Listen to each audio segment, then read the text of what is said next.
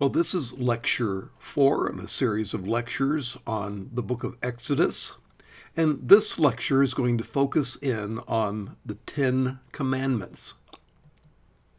The 10 Commandments, or it's also called the Decalogue, gives a summary statement of what God expects of people in covenant relationship with himself.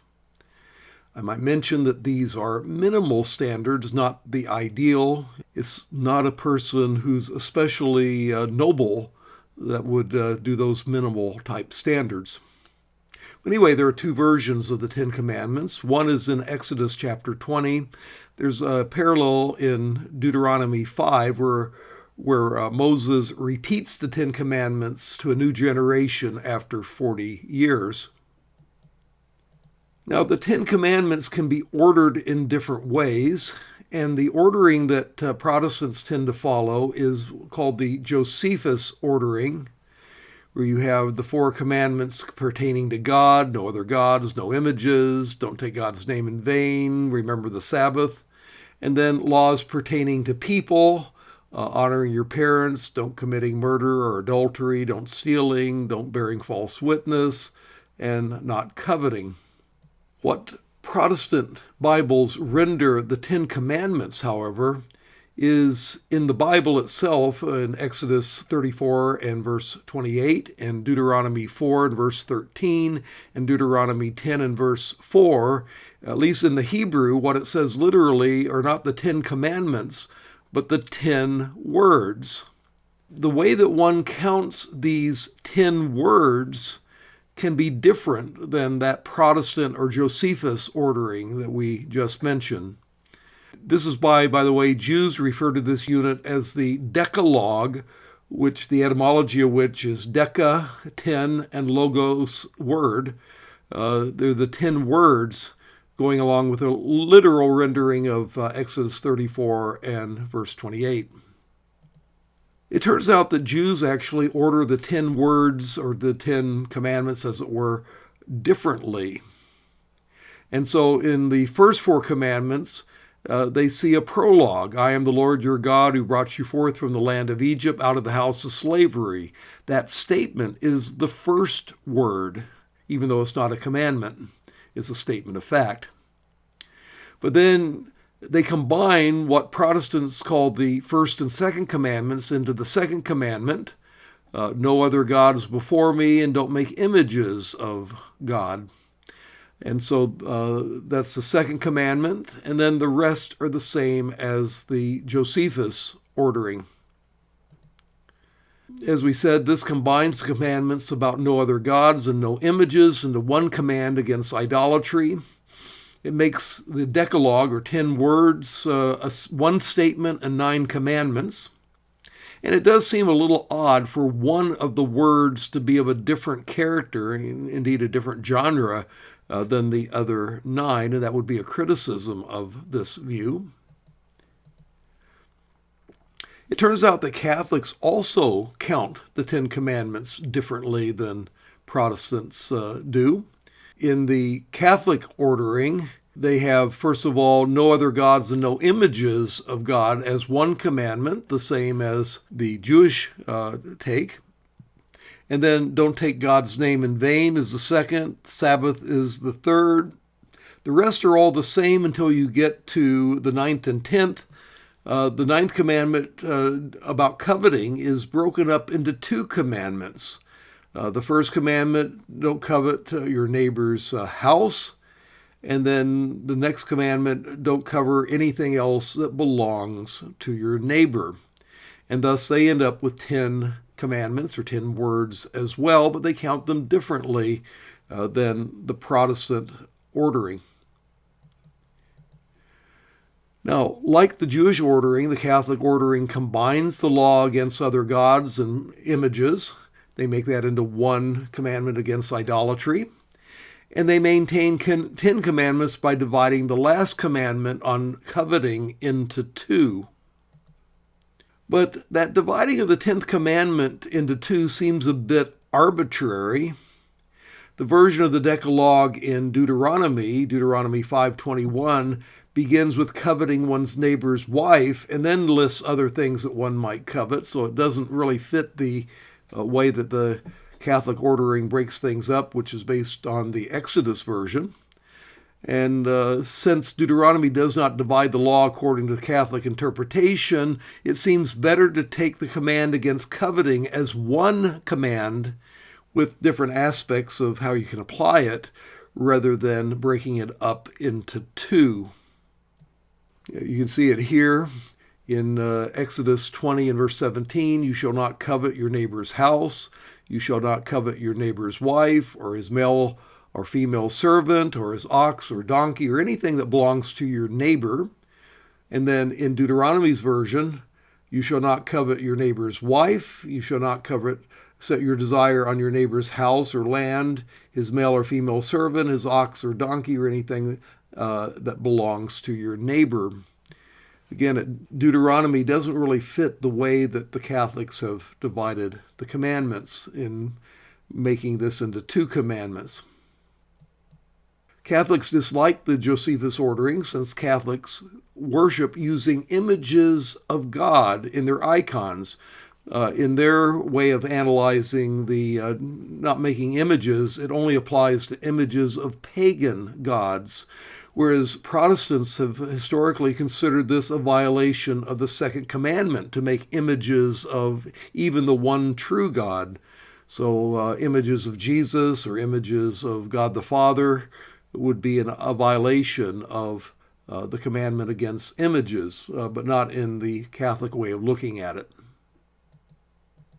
There is a good case that the golden calf of Exodus 32 is not an image of a pagan god, but an image of Yahweh.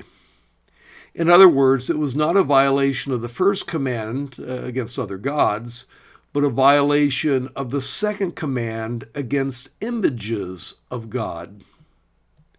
Now, let me go into that and explain it a little bit. We're taking a little excursus back to the golden calf incident and showing how that supports the thesis that the calf represented Yahweh. In the golden calf story, when the golden calf was presented, you have this statement that's made that differs depending on whose translation you're following. The NIV translates it thusly: "These are your gods, O Israel, who brought you forth out of the land of Egypt." These are your Elohim would be the Hebrew word. Whereas the New American Standard Bible translates it, "This is your God," translating Elohim singular, "O Israel, who brought you from the land of Egypt."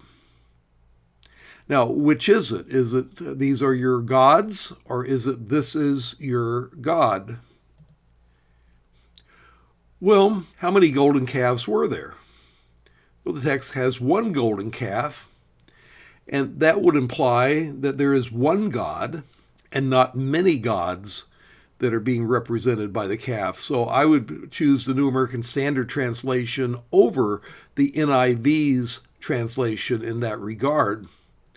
Moreover, the line, "who brought you forth out of the land of Egypt," implies that the calf is Yahweh. I mean, everybody knew that it was Yahweh that had brought them forth from the land of Egypt. And therefore, if this is the God that brought them from the land of Egypt, it must be a representation of Yahweh.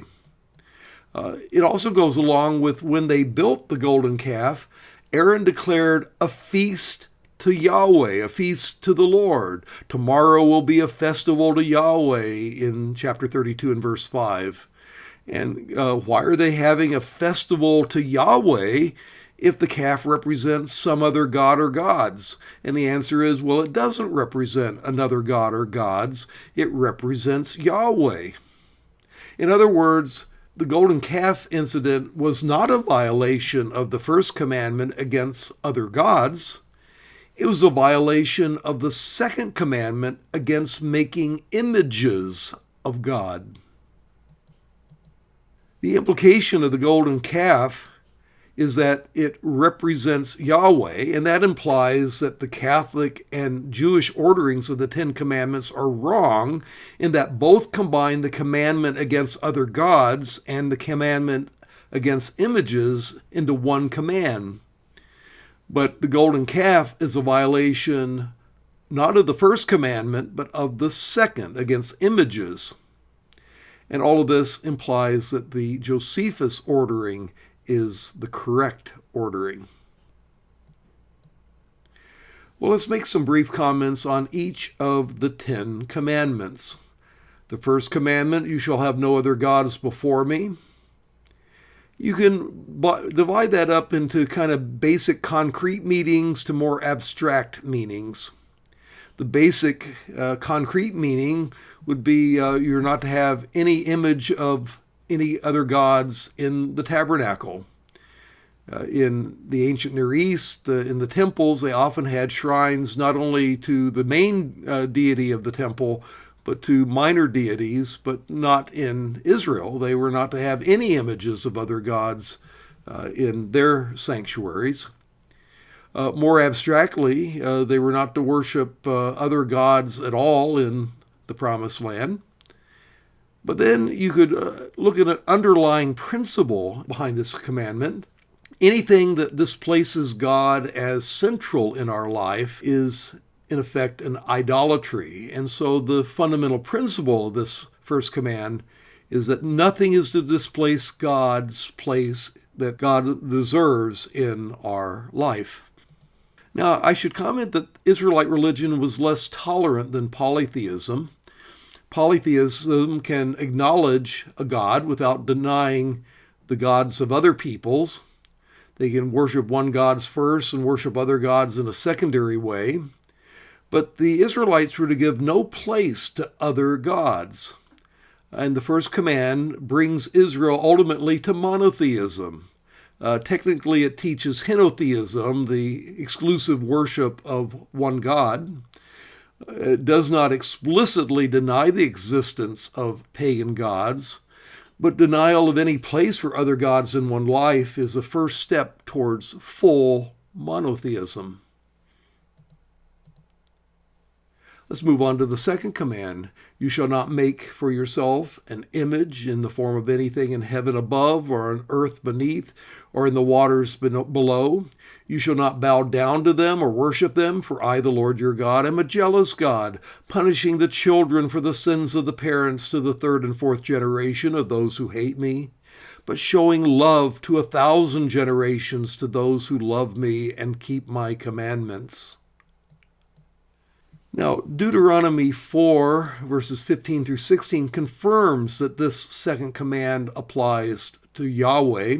Those verses read, You saw no form of any kind on the day that the Lord spoke to you at Horeb out of the fire. Horeb is another name for Sinai. And therefore, watch yourselves very carefully, so that you do not become corrupt and make for yourself an idol, an image of any shape, whether formed like a man or a woman, or like any animal on earth, or any bird that flies in the air, or any creature that moves along the ground, or any fish in the waters below. God did not appear on Mount Sinai in a visible form. He appeared in a cloud with phenomena, thunder and lightning and the like, but you didn't see any form.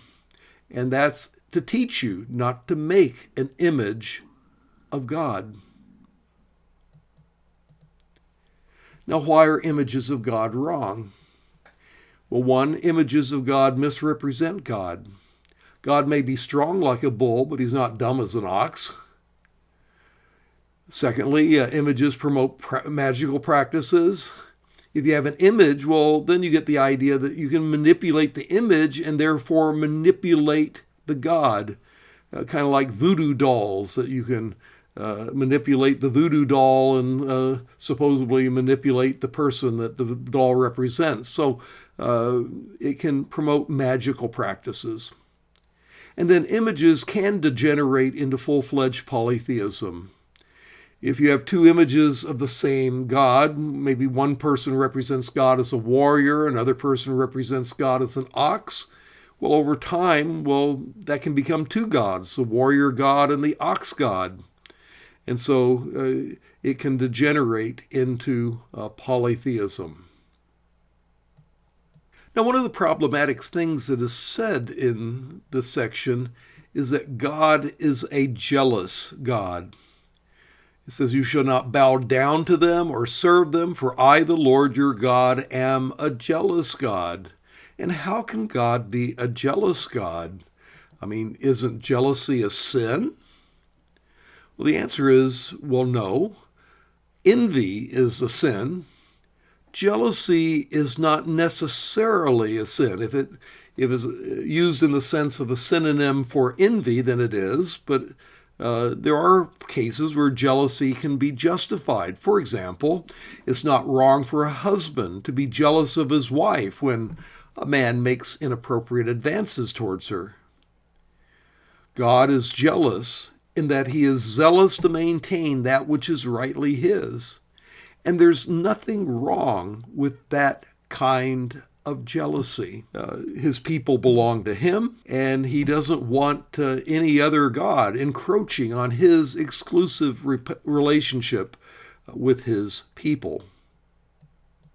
Now, another problematic phrase in this section is that statement about third and fourth generation, that God visits the iniquity of the fathers on the children to the third and fourth generation of those who hate me.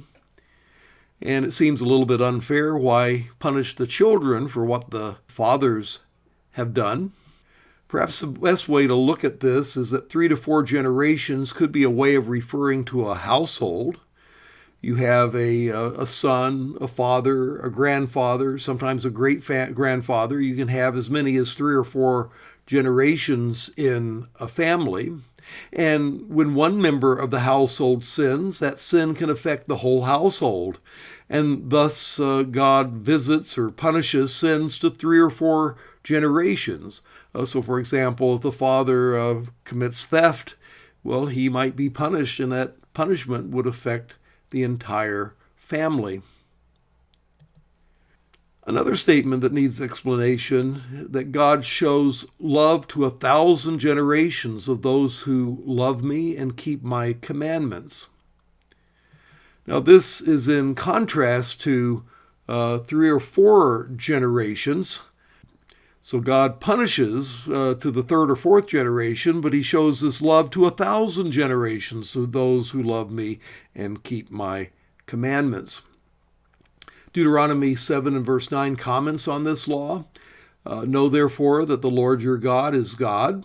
He is the faithful God, keeping his covenant of love to 1,000 generations of those who love him and keep his commandments.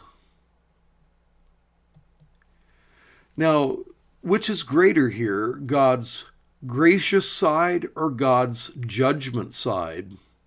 Where on the judgment side, he punishes sin to the 3rd or 4th generation.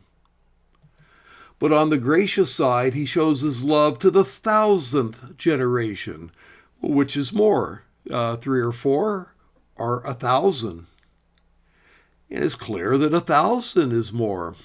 In other words, God's grace exceeds God's judgment. Even here in the law, he punishes to 3 or 4 generations, but his love extends to the 1,000th generation. Thus is the degree of God's grace. Let's move on to the 3rd commandment, Exodus 20 and verse 7. You shall not misuse the name of the Lord your God, for God will not hold anyone guiltless who misuses his name. What are the basic meanings of this not misusing God's name? Well, in the ancient Israelite context, this would often have to do with false oaths. An oath in Israel often mentioned God's name. You'd say something like, "As the Lord lives." And so if the Lord swore in God's name, "As the Lord lives," that I'm going to do such and such, but then failed to keep that oath, that would be an example of taking God's name in vain. But then you could get a more abstract meaning, any kind of frivolous or disrespectful mentioning of God. In modern jargon, when you use God as an expletive, oh God, or Jesus as an expletive, or flippantly cursing, when you say, God damn it or whatever, or Lordy, Lordy, so-and-so is 40, those frivolous mentionings of God seems inconsistent with this third commandment. Now, in Jewish practice, they took this commandment and said, well, we're not sure exactly what taking God's name in vain might mean, but if we don't use it at all, if we don't use the divine name Yahweh at all, well, then we can make sure that we don't violate this commandment. This is known as putting a fence around the law, and by not using it at all, they could violate it. And traditionally, Jews substitute the title Lord in Hebrew Adonai for the name Yahweh. So everywhere Yahweh occurs, they will say Adonai instead, which means Lord, which is where we get the custom of translating it Lord in our Bibles. Though it seems to me that this is a bit too simple. In principle, one can take God's name in vain, that is, show disrespect for God, even if you use a title like Lord or Adonai. Let me move on to the fourth commandment. Remember the Sabbath day by keeping it holy. 6 days you are to labor and do all your work, but the seventh day is a Sabbath to the Lord your God. On it you shall not do any work, neither you, nor your son, nor your daughter, nor your manservant or maidservant, nor your animals, nor the alien within your gates. The fourth commandment sanctifies the Sabbath day.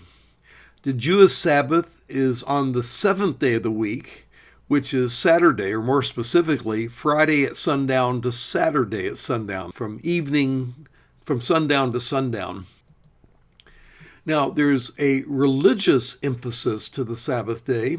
In Exodus version of the Ten Commandments, it implies the purpose of the Sabbath was a set-aside time for God. For it says in Exodus 20 and verse 11, for in 6 days the Lord made the heavens and the earth. That implies that God made time. And God gave time to us to use, but then he asks for us to give time back to him. And so, arguably, the Sabbath command emphasizes the need to give time back to God. But then there's also humanitarian emphasis, the need to rest and recuperate. And Deuteronomy's version of the Ten Commandments emphasizes that a bit more. It says that you are to give people a chance to rest and recuperate, quote, so that your manservant and maidservant may rest as you do, and remember that you were slaves in the land of Egypt. Everyone, even the slaves, were to rest at least once a week on the Sabbath day, and that's a humanitarian emphasis of this command. Now, on the Sabbath command concerning work, the Bible never defines what work is by this commandment. We do have an example in Numbers 15 of a person who cut firewood on the Sabbath day, and he was condemned to death for that action. So we have one extreme example, but how little work constitutes work? Well, the Bible doesn't say. Judaism, after Old Testament times, came up with all kinds of extra rules to try to keep one from violating the rule itself. Again, this is known as putting a fence around the law. In other words, making all kinds of extra commandments in order to keep you from violating the main commandment. Jesus, in healing on the Sabbath day, came into conflict with some of those rules. You read about that in Matthew 12 and Mark chapter 3.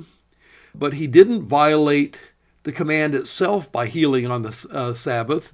In fact, being Lord of the Sabbath, he would know more than anybody what does and does not constitute working on the Sabbath. Doing good on the Sabbath is not a bad thing. But the rabbis had rules against that kind of activity, and therefore he came into conflict with Pharisaic Judaism of his day. But he was not actually violating the Mosaic law. Let's move on to the fifth commandment. Honor your father and mother so that you may live long in the land that the Lord your God is giving you. This law reflects the importance of family and parental authority. You might say this law sanctifies the family. Paul notes this command comes with a promise of life for obedience, that you may live long on the earth. Now, how does one honor one's parents? Well, as a child, you obey your parents. Children, obey your parents in the Lord, Paul says in Ephesians 6:1. But throughout life, even as an adult, you should respect your parents. And even where parents may not be deserving of respect, maybe they're not the most noble people, one should still respect their position as parent. Because what do you owe your parents? Well, you owe them your life itself. And for that, at least, they deserve your respect. But then in biblical times especially, honoring your father and mother involved the care of parents in their old age. You didn't have Social Security programs and other ways of taking care of the elderly that you have in modern times, often sponsored by the government. Rather, your children were your Social Security. And Jesus rebuked the Pharisees for some of their rules that they could give their money to God and not have any to give to their parents in their need in their old age, as a violation of this commandment to honor your father and mother. You can read about that in Mark 7, verses 10 through 13. Now, respecting parents then and now are very different. The Old Testament makes respect for parents far more seriously a command than does modern American culture. In the Old Testament, if you beat up a parent, it was a capital offense. Exodus 21, verse 15. Cursing, or better, repudiating a parent was also a major offense. And parents could even have a juvenile delinquent son brought to trial and, if found guilty, executed. You read about that in Deuteronomy 21, 18 through 21. And this would give a parent a lot of leverage with a wayward son. You could say, son, if you go out and get stoned one more time, we'll take you to the city gate and the elders. Son, you go out and get stoned one more time, we may take you to trial and have you stoned permanently.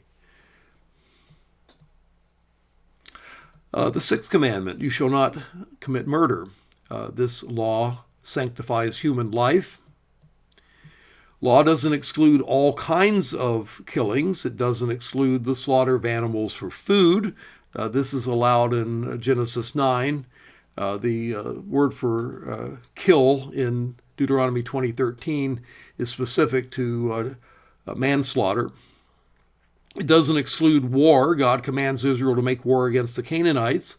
It doesn't exclude capital punishment. God commands capital punishments at various points. Exodus 21, 12 through 17. But what it does do is preclude the taking of innocent human life.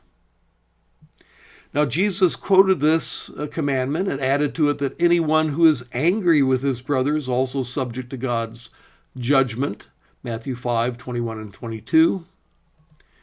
Jesus isn't contradicting the law, but rather he's bringing out its underlying spirit and principle. All behavior and attitudes that are destructive of life are implicitly condemned by this command too. Murderous thoughts and insulting words. Conversely, the principle could be restated positively. Our attitudes and actions should promote life and not death and destruction. The seventh commandment, you shall not commit adultery. This sanctifies the marriage covenant. Now, biblical law distinguishes between adultery, which was a capital offense, and illicit sex between unmarried people, for which the penalty was either a fine or marriage. You'll read about that in Exodus 22, verses 16 and 17. that if you seduce a unbetrothed maiden, you would either have to pay the bride price to the father and marry the girl, or he could take the bride price and not give you the girl in marriage. In any case, there was a penalty for this bad behavior, but it was not a capital offense. The penalty for illicit sex between unmarried people was either marriage or a fine. Whereas if it involved a marriage covenant, if she was even betrothed, even though the marriage had not yet been consummated, that would be a capital offense. Now, when Jesus says that those who look lustfully at another man's wife have committed adultery in his heart, again, and that's in Matthew 5:27 through 30, he's not contradicting this commandment in the Ten Commandments, but applying the 10th commandment, do not covet your neighbor's wife. The 8th commandment, you shall not steal.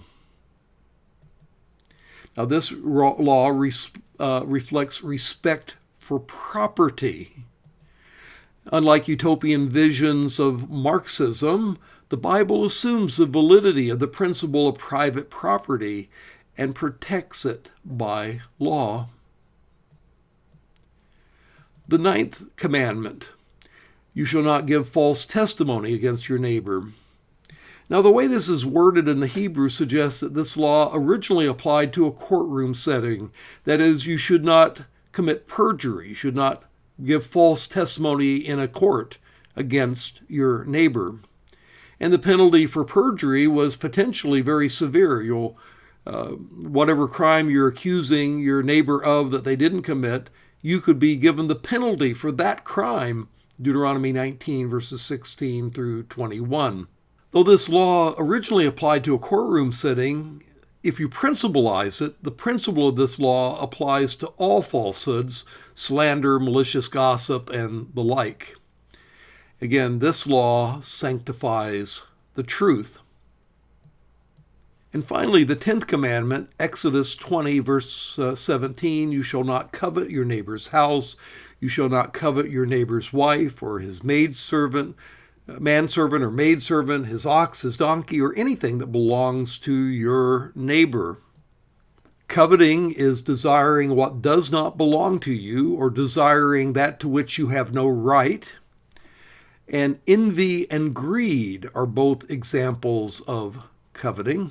Also, infatuation towards someone else's spouse, that's coveting your neighbor's wife, is another example that's given here. And we should comment that this command is not a law in the ordinary sense. A law is a command that tells you something that you're not to do and can also have a punishment for failing to keep that command. But coveting is an internal attitude, and as such would be very difficult to enforce by the state. You can think something in your mind and not be punished by the state, even though that thought may be morally wrong. In other words, it shows that this law is a spiritual law rather than an external norm. Jesus points out in the Ten Commandments that even the thought life comes under the judgment of God.